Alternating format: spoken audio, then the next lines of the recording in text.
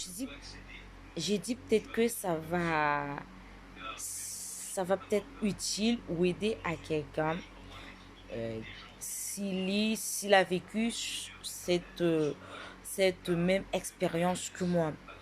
Par exemple, moi, on sait que si tu as subi une ablation d'amygdale, que tu n'as plus rien et que celle-ci s'est mal passée et que voilà, et que c'est tourné à la catastrophe comme la mienne, bah, qui n'a plus de barrière entre tout est mélangé.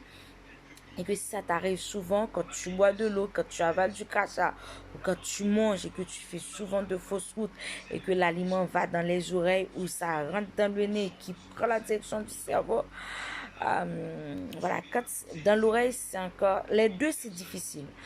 Il faut automatiquement qu'il y a deux, et que si tu te retrouves tout seul à la maison, et que voilà, automatiquement qu'il y a de l'air qui rentre, ça va encore. Bah, la première chose qu'il faut faire, c'est de ne pas te paniquer. Parce que des fois, on n'a pas le temps d'appeler quelqu'un, surtout si on se retrouve tout seul, le temps de prendre un téléphone, d'appeler soit les secours, soit un voisin ou quelqu'un, peu importe. Bah, des fois, on n'a pas le temps. Et c'est dangereux parce que ça file, ça monte. Des fois, ça bloque quelque part, ça arrive à un niveau, ça bloque, mais des fois, ça bloque pas, ça file directement. La première chose à faire, il ne faut pas te paniquer. Parce que moi, ça m'arrive souvent, c'est quelque chose qui m'arrive très souvent. C'est devenu une habitude depuis 14 ans. Du coup, la première chose à faire, c'est de ne pas te paniquer. Et après, tu essaies d'éternuer. Si tu vois, malgré tu n'arrives pas et que tu n'arrives pas à évacuer par des éternuements, bah, tu essaies de mettre de l'eau dans les narines. Si ça ne passe toujours pas, bah, ce que tu fais, par exemple, moi, ce que je fais, j'ai un petit flacon pulvérisateur. J'essaie, puisque moi j'ai plus rien, le nez, si voilà, j'essaie de mettre le bout dans les narines, ben, vraiment de faire pénétrer en fait, vraiment bien au fond, en fait, histoire de ne pas te blesser, de te faire mal non plus, hein. Il ne faut pas t'aggraver ta situation. Tu essaies de mettre vraiment le bout à un niveau, à un endroit où tu peux, voilà, et tu essaies de pulvériser très fort. Et tu mets plusieurs coups.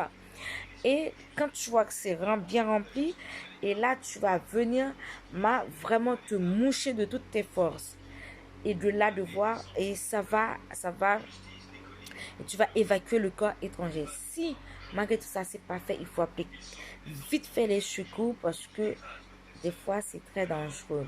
Une chose qui m'est arrivée souvent, et ça m'est arrivé tout à l'heure, c'est ce que je fais heureusement. À chaque fois, Dieu m'aide. Je prie, j'éternue, j'ai pris, je me mouche très fort. J'ai dit, Seigneur, aide-moi, aide-moi, aide-moi à évacuer. Et Dieu l'a toujours fait et je bénis son nom. N'hésite pas, quand tu vois, c'est comme ça, ne te panique pas et à toujours avoir un petit flacon pulvérisateur avec de l'eau ou voilà, des produits voilà, afin que tu puisses supporter parce que comme ça, c'est rentré dans le nez, c'est très dégoûtant, très désagréable. C'est une sensation, franchement, tu ne pourrais pas imaginer. Du coup, autant que tu n'es pas évacué le corps étranger, tu n'es pas bien. Il faut à tout prix l'évacuer. Et si tu vois, malgré tout ce que tu fais, il faut vite fait appeler les secours. Si ce message t'a aidé, j'espère qu'elle aura été utile. N'hésitez pas à vous abonner, à liker et à me laisser votre avis en commentaire. Pour me soutenir, tu peux prendre un abonnement, comme ça te donnera beaucoup plus d'accès et de services, de séances, de conseils et de coaching avec moi. Et c'est pas cher, voilà. Merci pour votre compréhension et de votre réactivité. Bisous bisous tout le monde, soyez bénis.